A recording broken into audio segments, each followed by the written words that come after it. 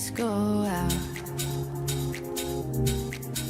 Now we're in the dark, far apart, looking up at the stars. So much space where we are.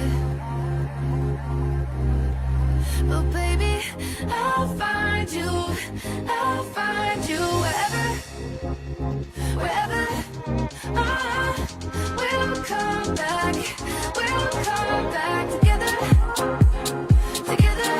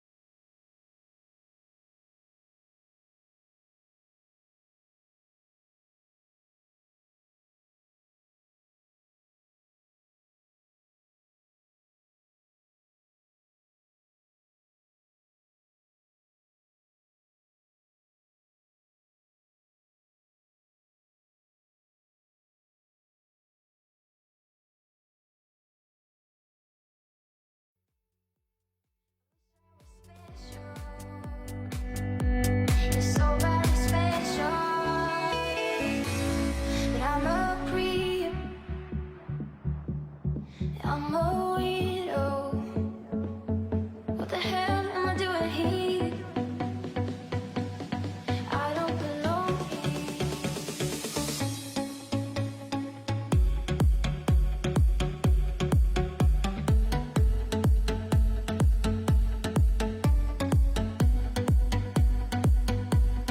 I don't belong here.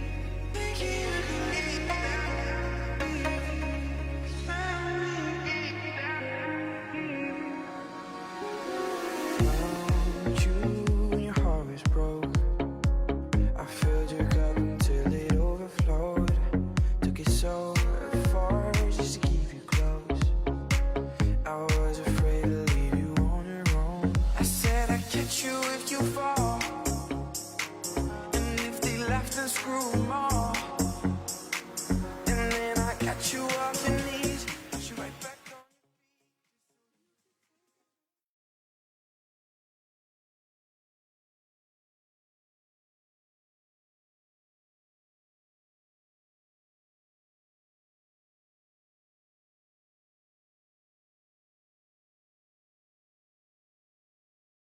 E a todos os nossos internautas que acompanham a nossa live news dessa quinta-feira pelo Facebook do Clique News. Nós queremos agradecer já de antemão a você que está nos acompanhando neste momento e hoje nós vamos falar sobre um assunto que está em pauta em todas as redes sociais, em todos os jornais, em todos os programas, que é o estupro. E hoje nós convidamos uma pessoa muito especial que vai estar falando sobre esse assunto, que é o estupro e os direitos das mulheres. Então, nós conversamos hoje então, com a Josiane Soliman, ela que é advogada, ela que também é especialista em direito criminal, tem um escritório aqui em Fontoura Xavier, atua aqui em Fontoura e também em Soledade. E tem o escritório da Alvite Soliman Advogados Associados. Então, nós recebemos ela. Então, seja muito bem-vinda, Josiane. Uma boa tarde a todos. Agradeço o convite. Apesar de ser um assunto muito polêmico e muito complicado de se falar, fico muito feliz e muito lisonjeada pelo convite de vocês. Nós é que agradecemos por ter aceitado esse convite, né? Em cima do laço, assim, né? A gente preparou, mas mesmo assim ela está afiadíssima sobre o assunto. Então, o assunto de hoje, então, é o estupro e a gente sabe como repercutiu em todas as redes sociais sobre este assunto. E a gente percebeu que vazou alguns vídeos de um momento em que uma jovem recebeu um tratamento um pouco estranho, né, durante um julgamento, onde esse julgamento era porque ela havia sido estuprada em Santa Catarina e provocou muita indignação. Teve reação do Conselho Nacional de Justiça e críticas de ministros, tribunais superiores e advogados e muitas pessoas, né, Josiane? Então, vamos começar então pelo assunto. De acordo com o Código Penal Brasileiro, em seu artigo 203, na redação dada pela Lei nº 2015/2009, o que é o estupro? Então, o estupro ele se caracteriza por constranger alguém mediante violência ou grave ameaça a praticar a conjunção carnal, ou praticar ou permitir que com ele se pratique outro ato libidinoso. O que se trata o ato libidinoso? Passar a mão, carícias, enfim, é nesses termos que se trata do ato libidinoso. E qual que é a pena no Brasil para quem comete esse ato? A pena é de reclusão, de 6 a 10 anos, tá? Em caso de estupro de vulnerável, a pena aumenta para 8 a 15 anos, tá? Existem agravantes nesse crime, sendo ele lesão corporal de natureza grave, ou se a vítima é menor de 18 ou maior de 14, que aí vai de 8 a 12 anos, ou então se resulta a morte de 12 a 30 anos. Ontem, então, né? Antes de nós falarmos sobre esse assunto. O que é que... Eu sei que não tem nada a ver com esse assunto de agora, mas muitas mulheres passam por isso. O que configura assédio? O assédio está em outro, digamos, patamar. Ele também entra nessa questão da violência sexual, tá? Mas o que configura realmente o assédio para o Código Penal? É constranger alguém, tá? Com o intuito de obter vantagem ou favorecimento sexual, utilizando-se da sua posição hierárquica, ou seja, do seu cargo, da sua função dentro de uma empresa. Exemplificando, né, o exemplo mais claro, o chefe que assedia funcionário. Então, né, a gente viu essa semana que vazou um trecho da audiência criminal que mostra um advogado de defesa, né, expondo fotos sensuais da Mariana Ferrer, que é a blogueira que denunciou, né, tiradas antes dos fatos apurados, na qualidade de modelo e que nada tem a ver com o caso em julgamento. Durante o ato processual, o defensor do acusado chega a proferir frases como: E também peço a Deus que meu filho não encontre uma mulher que nem você. Teu showzinho tu vai dar lá no Instagram para ganhar mais seguidores. Tu vive disso. É o seu ganha-pão a desgraça dos outros. Manipular essa história de virgem. Não adianta vir com esse teu choro simulado, falso e essa lágrima de crocodilo.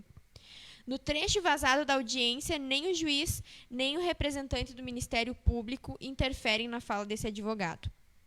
Por fim, a manifestação pela absolvição do acusado por parte do promotor de justiça, o réu acabou sendo absolvido na justiça de primeiro grau por falta de provas de estupro de vulnerável. Antes de perguntar para ti, da onde surgiu esse termo estupro culposo, que é o que está todo mundo compartilhando, eu gostaria que tu falasse um pouco sobre esse caso.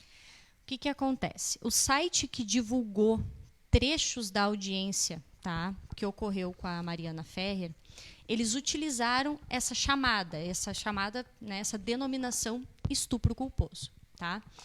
Isso é muito interpretativo, porque o que acontece? Nas partes que foram divulgadas das alegações finais do promotor responsável pelo caso, é possível notar que ele colou trechos de alguns livros em que se fala sobre a modalidade culposa existente em alguns crimes no Brasil. Tá? A modalidade culposa realmente existe, não é o caso do estupro, que só admite a parte dolosa, que é o quê? A intenção real do agente de cometer aquele crime. Tá? Para o estupro ser caracterizado, é necessária a intenção real do agente cometer aquele crime, que é o dolo que a gente fala. Tá? Então, eu acredito que tenha ocorrido esse erro interpretativo por causa dessa leitura das alegações do promotor. Tá? Porém, em nenhum momento, nem o promotor de justiça, nem o juiz falam desse termo estupro culposo. Esse termo em si nunca esteve presente nessas alegações. Tá? A absolvição desse rapaz se deu porque o estupro de vulnerável, ele exige que se comprove a vulnerabilidade da vítima na ocorrência do ato. Tá? E pela sentença do juiz, ele entendeu que não ficou comprovado que ela estava vulnerável. Tá? Então, o que acontece? Dentro do direito, existe um princípio dentro do direito criminal chamado indúbio pro réu, que em latim, né, é um princípio do latim que significa, na dúvida, se decide a favor do réu. Como o juiz do caso não se convenceu da vulnerabilidade dela, ele optou pela absolvição. Tá? Isso é uma interpretação do juiz, do promotor. Né? É muito difícil, eu te dar um parecer do caso pessoal próprio, sendo que eu não tenho acesso aos autos porque é um processo sigiloso. Né? Até agora, recentemente, o promotor de justiça de Santa Catarina solicitou a retirada do sigilo, justamente para que seja divulgada toda a audiência. Né? Mas, assim, te trazendo o que eu sei das provas, existe a comprovação de que teve sêmen na calcinha dela, que é do réu, no caso, que teve rompimento do ímen, comprovando que realmente ela era virgem, como ela fala. Tem vídeos, tem exames, enfim. Tudo isso são provas a favor dela. De contra, infelizmente, né, o advogado de defesa utilizou-se de fotos dela, né, de biquíni, enfim, fotos que, segundo ele, utilizou as palavras dele em posições ginecológicas, né? E isso é triste porque somente isso, fotos dela de modelo, né? Somente isso foi suficiente para desqualificar a vítima. Ou seja, todo o relato dela, todo o sofrimento, todos os exames, nada disso parece que foi suficiente, entende? Perante fotos, perante algo que quis desmerecer ela como mulher. Então, é uma inversão de valores absurda nesse caso. Então, a figura do estupro culposo, né, não tem previsão legal. O que o Código Penal prevê? O Código Penal ele criminaliza o estupro, independentemente de contra quem ele é cometido. Então, homens, mulheres, idosos, crianças, todos podem ser vítima desse crime hediondo. Tá? A diferenciação que tem que ser feita aqui é a seguinte. Existe o estupro de vulnerável. O que se caracteriza o estupro de vulnerável? Uma criança menor de 14 anos tem relação independentemente se ela consentiu ou não. É estupro. Tá? Se possui enfermidade, se tiver alguma deficiência mental que não caracterize, digamos, que não consiga ter discernimento daquele ato que está ocorrendo, também é estupro. O caso da Mari Ferrer, ele entra no finalzinho do parágrafo 1º do artigo 217-A, que é o que trata do estupro de vulnerável. E ele fala assim: por qualquer outra causa, não pode oferecer resistência.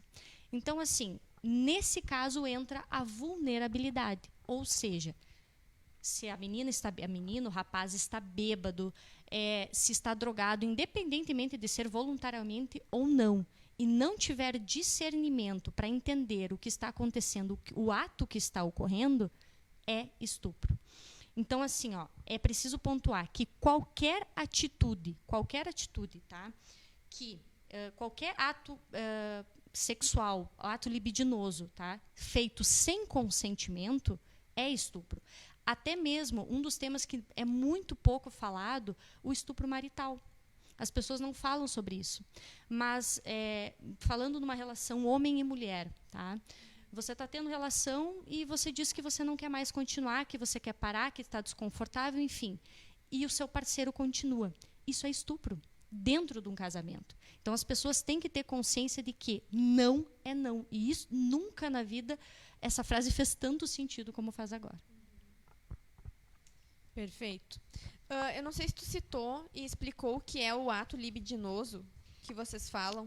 O ato libidinoso, ele se caracteriza assim, passar a mão, se esfregar. Até agora, recentemente, teve uma decisão do Tribunal de São Paulo que eu fiquei horrorizada, que eles descaracterizaram o estupro de vulnerável e colocaram, se eu não estou enganada, como importunação sexual. Mas era um tio que pegava a sobrinha com 8 anos, botava no colo e ficava se roçando na menina. Isso não há penetração, não há o ato sexual, mas há sim um ato libidinoso. Então, todos esses atos que permeiam até mesmo, digamos assim, não precisa nem tocar na vítima, mas se tocar sexualmente perto de uma criança ou algo assim, caracteriza o estupro de vulnerável. Sim. Então, nós vamos entrar agora sobre os direitos das mulheres, né? Eu não sei se tem mais alguma coisa para falar sobre o estupro, mais alguma coisa que tu queira acrescentar nesse assunto. Eu acredito que seja isso, acho que foi bem especificado. Então, até 1962, as mulheres casadas só podiam trabalhar fora de casa se o marido permitisse. Uma limitação imposta pelo Código Civil de 1916. As próprias mulheres se mobilizaram e apresentaram propostas década após década para mudar o quadro legal. Também, até bem pouco tempo, não era considerado juridicamente possível que houvesse estupro entre cônjuges e assassinato por honra era algo aceitável. São exemplos marcantes de uma luta que existe há muito tempo e que se faz ainda mais presente a partir dos anos 1970. No Brasil, esse foi um período de fortalecimento dos movimentos sociais e de embate desses movimentos com o regime autoritário de governo. Após mais de 20 anos de regime ditatorial, mudanças aconteciam não só na forma de governo, mas começavam a acontecer nas políticas públicas.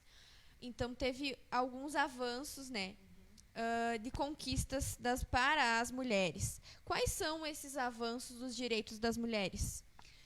São inúmeros avanços. Então, eu resolvi falar de um que, na minha opinião, é um dos mais importantes que a gente teve, que foi quando foi sancionada a Lei Maria da Penha, em 2006. Que, apesar de ter sido em 2006, parece que faz tempo, mas dentro do direito, 2006 ainda é recente, é uma lei recente para nós. A Lei Maria da Penha, para quem não conhece a história, Maria da Penha Maia foi uma mulher que ela sofreu um atentado, tá, através do marido, sofreu violência durante 6 anos seguidos e sofreu um atentado por arma de fogo em 1986 e ficou paraplégica. Tá? O marido dela tentou matar ela eletrocutada, tentou matar ela afogada. E somente 19 anos depois disso tudo, ele foi julgado, foi condenado e ficou somente 2 anos preso. Então, eu acredito que nós, graças a Deus, conquistamos muitos direitos, né? Graças a muitas mulheres que tiveram peito para dar voz, né? Mas hoje, falando hoje, assim, eu tenho uma paixão particular pela Lei Maria da Penha, que eu acredito que foi realmente o que impulsionou o direito a dar mais proteção a nós mulheres. Muito bom. E, além desse, tem mais algum, assim, nesse caso, então, de assédio, de estupro e violência? A gente teve, na verdade, assim, ó, eu até trouxe alguns até que são meio chocantes, né? Mas assim, em 1932 a gente passou a ter direito ao voto. Em 1977 a gente passou a poder se divorciar, que até 77 não podia nem se divorciar, né? Em 88, com a nova Constituição, nós fomos consideradas iguais aos homens perante a lei, tá? Em 2002, que é o que me causa mais indignação, a falta de virgindade deixou de ser crime. Ou seja, até 2002, se você se casasse e na sua lua de mel seu marido descobrisse que você não era virgem, ele podia anular o casamento e você respondia um crime. Isso já faz 18 anos.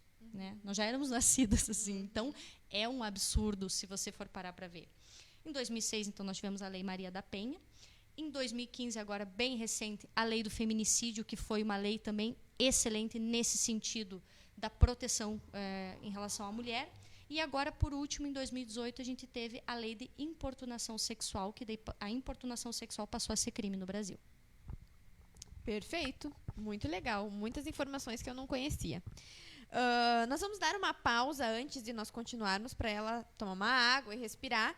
E nós vamos estar passando os nossos apoiadores da nossa live, que acreditam nesse projeto e que também investem para que a sua marca venha a ser visível para todos os internautas. Então, nós vamos estar passando o vídeo nesse momento. Fique atento aí. Joias Ricine e Barbearia Ramos.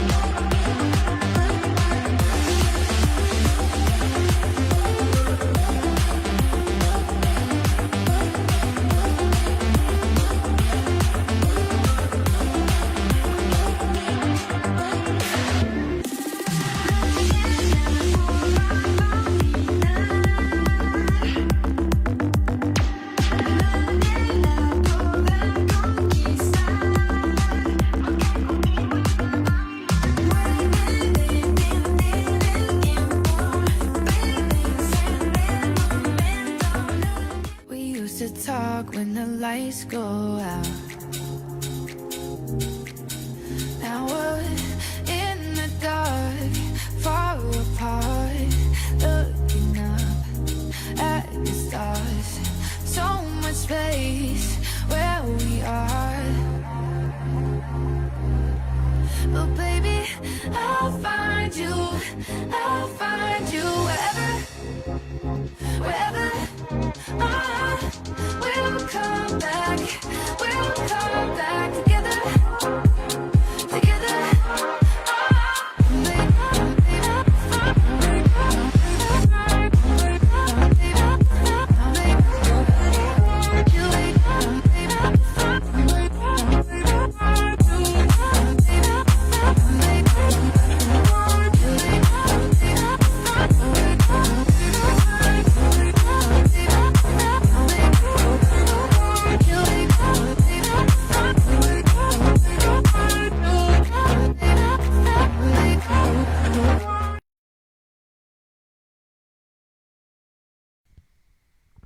Voltamos, então.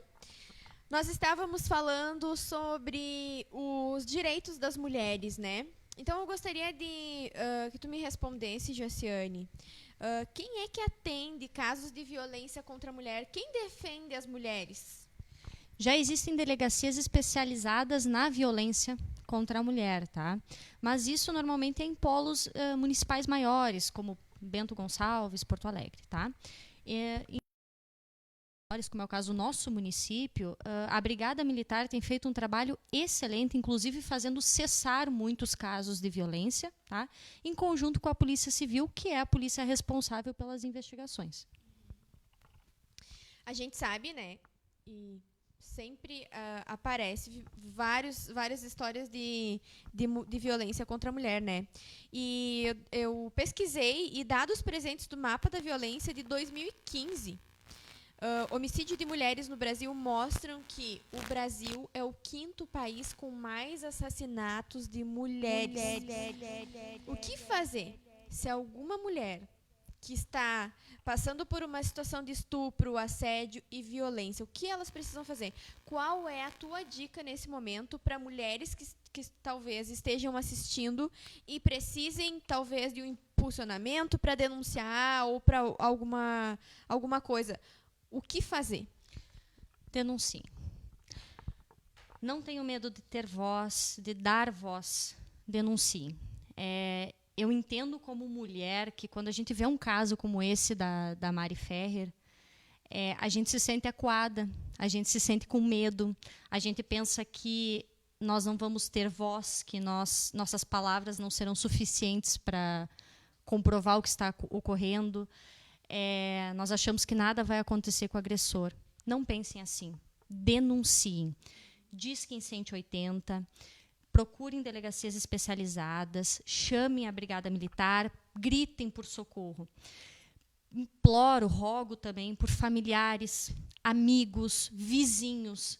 Se vocês sabem, se vocês estão sabendo, se vocês escutaram que alguma mulher está sendo vítima de violência, denunciem, liguem para a polícia. É importante o agressor saber que a vítima não está sozinha, que ela não está abandonada. Então, liguem, denunciem, procurem. Mulheres, é extremamente necessário denunciar. Começa com um grito, vai para um empurrão, vira um tapa. E depois você é uma estatística no feminicídio do Brasil. Não esperem se tornar uma estatística. Denunciem. Muito bom, perfeito. Bom, nas frases do advogado, ali então, vou repetir, ele falava: e também peço a Deus que meu filho não encontre uma mulher que nem você. Teu showzinho tu vai dar lá no Instagram para ganhar mais seguidores. Tu vive disso. É o seu ganha-pão, a desgraça dos outros. Manipular essa história de virgem. Não adianta vir com esse teu choro simulado, falso e essa lágrima de crocodilo. Eu queria que tu falasse um pouco sobre essa objetificação, é essa a palavra? Da mulher. Porque muitas vezes muitos homens veem a mulher como um objeto. A forma que se veste, a forma como conversa, a forma como se porta em determinados lugares, e as pessoas veem muito isso. Qual é a tua opinião e o que tu tem a dizer sobre isso? O mais triste disso, Eide, não são os homens que nos tratam assim, mas as mulheres que nos tratam assim. Há um preconceito entre mulheres muito grande e isso precisa acabar. Há uma disputa entre mulheres muito grande e isso precisa acabar. O fato da menina ter postado uma foto de biquíni, dela ter postado uma foto com decote, isso quer dizer que ela está se sentindo linda, maravilhosa e o corpo é dela, a vida é dela, entende? As pessoas têm que parar de achar que porque está vestindo uma mini saia, de que porque está vestindo um short ou porque está com um decote, que não merece respeito, entende? Então, é filha de alguém, é mãe de alguém, é neta de alguém, todo mundo merece respeito. Então, eu acho que muito antes de nós mulheres exigirmos esse respeito dos homens, nós precisamos nos respeitar. Nós precisamos nos olhar com amor de carinho, com olhar de carinho, né? Com olhar de amor. Porque não adianta nada a gente exigir dos homens um posicionamento a nosso favor se nós mesmas não nos defendemos.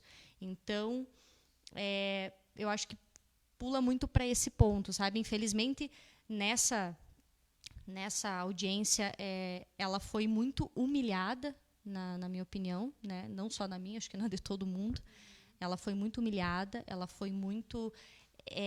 como eu falei, assim, ela foi desqualificada como mulher e como ser humano, né? E isso, infelizmente, ocorre com muita frequência.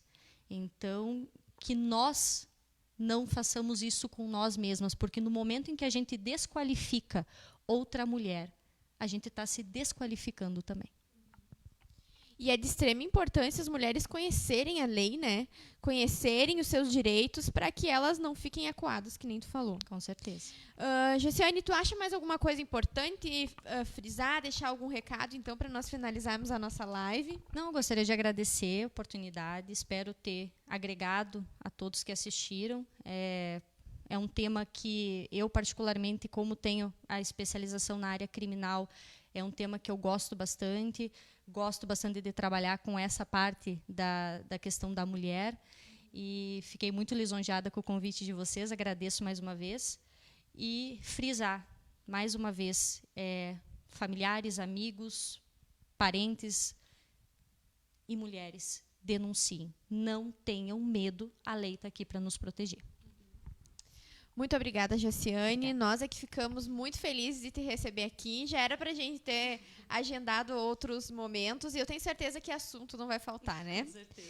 Muito obrigada, então, de coração, por ter aceitado. E nós agradecemos a todos os nossos internautas. Já tem alguma pergunta?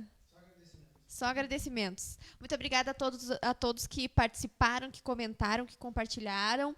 E até a próxima quinta-feira. As eleições se aproximam e nós vamos estar falando sobre eleições na próxima semana. Então, muito obrigada e até a próxima live. Tchau, Josiane. Obrigada. Tchau, obrigada. Tá?